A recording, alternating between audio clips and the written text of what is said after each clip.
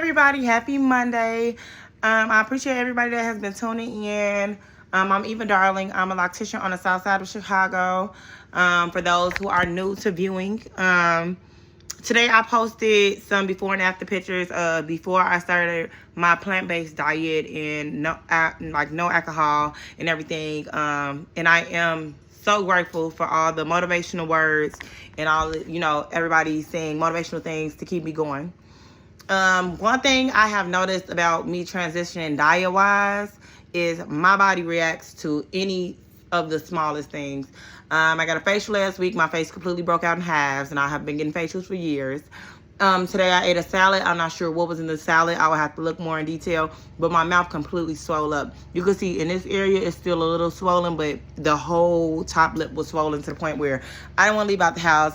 I got some aloe vera, the raw leaf, froze it, and just set it in my mouth for a couple hours just to kind of calm the swelling down. So that's one thing. So it's like, if I'm guessing that it may be if it's something in the food or in the item that are not, raw, or, because I try to eat as clean as possible, or something that my skin is no longer, or my body's no longer used to, that my body is starting to react.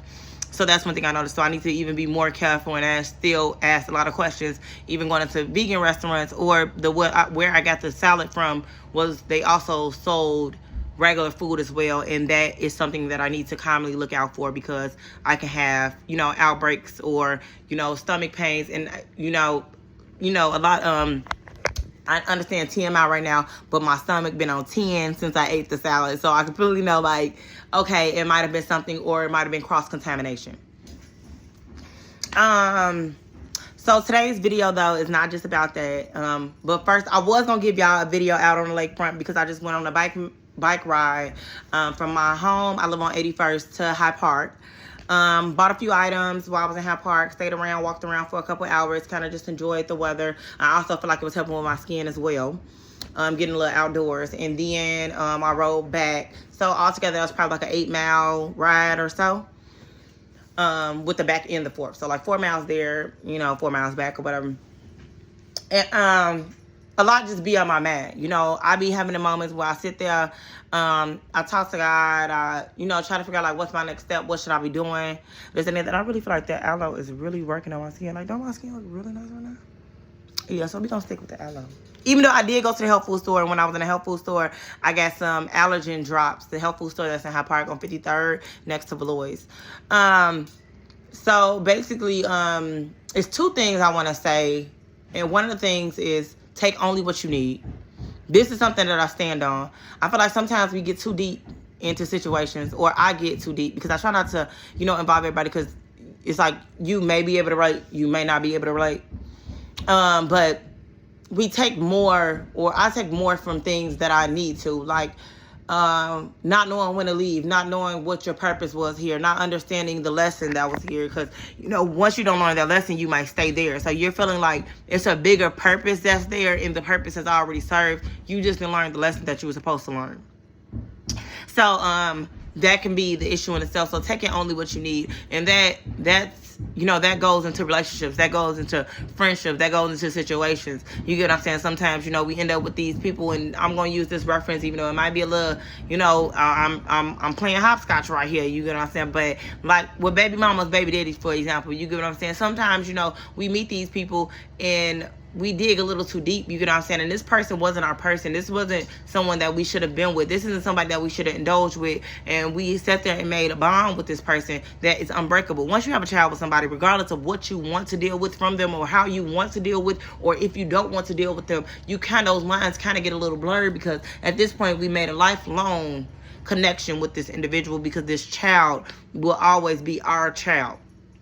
So that's one thing, you get what I'm saying? So then you need to dig a little deeper, you get what I'm saying? Do I want, you get what I'm saying, these forever bonds with these people, you get what I'm saying? Or like, for example, you working in the company, you get what I'm saying, and you keep on going higher and higher to the point where you feel bad for walking away from this company at this point, because at this point you feel as though they need you, even though you feel like, maybe I should have left years ago, or maybe this and the other. So, and it happens all the time, and sometimes happens in friendships too, you get what I'm saying? We stay there longer than what we need. We are not realizing that the friendship has served its purpose.